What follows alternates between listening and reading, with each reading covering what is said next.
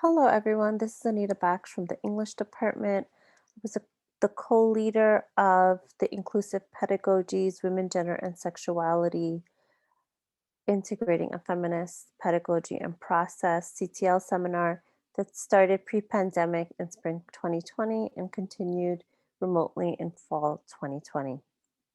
I had the pleasure of working with co-leaders Ali Abdullah Mata from English and Priscilla Stadler from the Center for Teaching and Learning. The goals of this seminar were for participants to read and discuss scholarly and student-friendly texts that introduce foundational feminist theorists and gender studies concepts, including gender, sex, media, queer theory, and transnational feminists, and many others, to engage in interactive activities that allow them to process and practice relevant theories, and to create a supportive and pedagogical communal space to share and develop curriculum materials, assignments, and projects. We drew on Kimberle Crenshaw's concept of intersectionality as a frame for the seminar. Kimberle Crenshaw is a Black feminist legal scholar, and she comes up with this theories in the 80s because Black working class women's experiences could not be understood by just looking at their race or their class or their gender, but that their experiences was the product of these intersecting um, systems of power. So I draw on this definition here by Patricia Hill Collins and Surma Bilge from this book, Intersectionality. And the quote says, people's lives and identities are generally shaped by many factors in diverse and mutually influencing ways.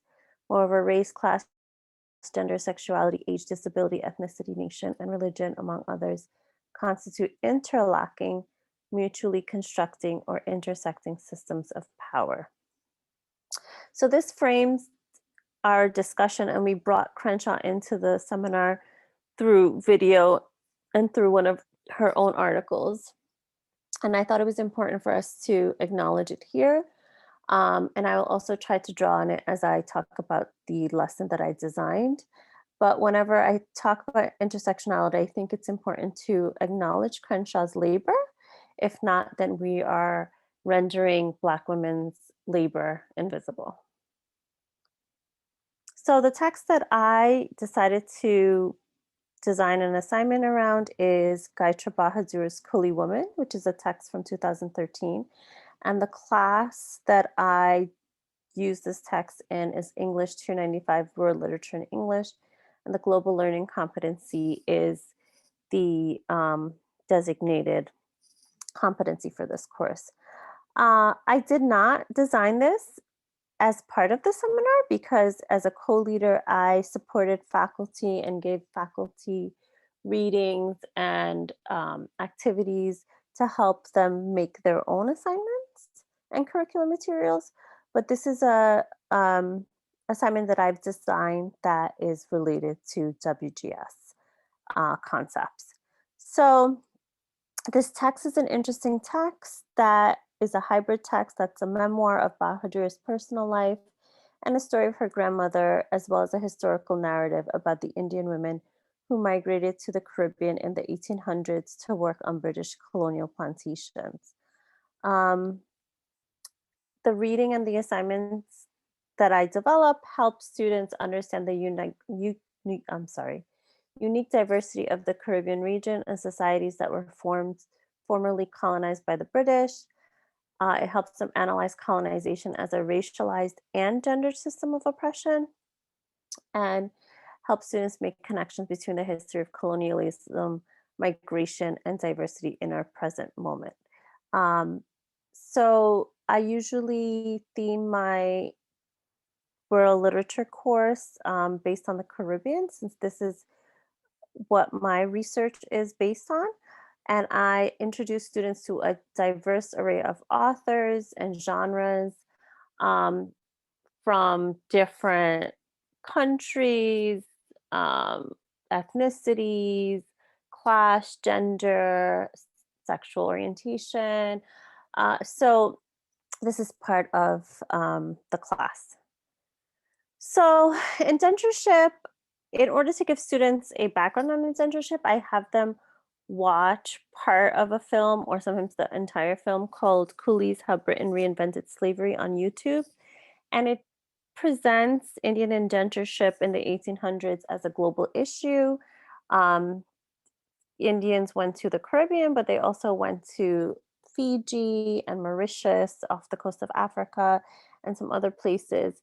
And so the film gives some background context about why the British created an indentureship, the way Indians were coerced into indenture, and the dehumanizing conditions of the plantation, and also the legacy that descendants of indentures, such as Bahadur, are grappling with. Um, so I asked students to think about the historical circumstances that led to indentureship. This happened post emancipation. What challenges exist in reconstructing these histories? What were the conditions of indentureship? In what ways was it dehumanizing? And I also tell them to pay attention to voice in the film. Who gets shown in the film? Who speaks in the film? Which are all important. And then we read chapter 5 of the Bahadur text. And I'm just going to go back really quickly here. And so the chapter 5 of Coolie Woman is titled Her Middle Passage, which is making a reference to slavery, right? The Middle Passage, and suggesting, this is the trip, the 3-month trip from India to the Caribbean that Indian indentured endure. So we focus on this chapter, and this is one of the part of the books that we would look at. So the prompt I usually give students is I usually have them, in order to prepare for our discussion, do a response on this. And the work that they do through the response and through our discussion will later be worked into a paper. So I ask students to think about how Bahadur speculates on the process of constructing historical narratives. What conclusions does she make from the historical artifacts she examines? Who produced the artifacts and why? What's recorded in them? And then I asked, how does she reinterpret the documents, read between the gaps to highlight the stories and experiences of indentured women in particular? What do the women's experiences on ships transporting Indian indentured laborers to the New World tell us about how Indian indentured laborers and women in particular were viewed by and treated by colonial authorities? And in the book, she presents photos of herself, like photos in Guyana, photos of her family and her in New Jersey and New York, pictures of her grandmother, images of indentureship in general, of Indian villages in Guyana. And I asked students to think about, why does she include this range of photo? How does it how does it counter dominant visual literary narratives of indentureship and colonialism? Then finally, I asked students to reflect on their own family's migration story and how it's been shaped by colonialism, global economics and politics, race, class, gender, etc.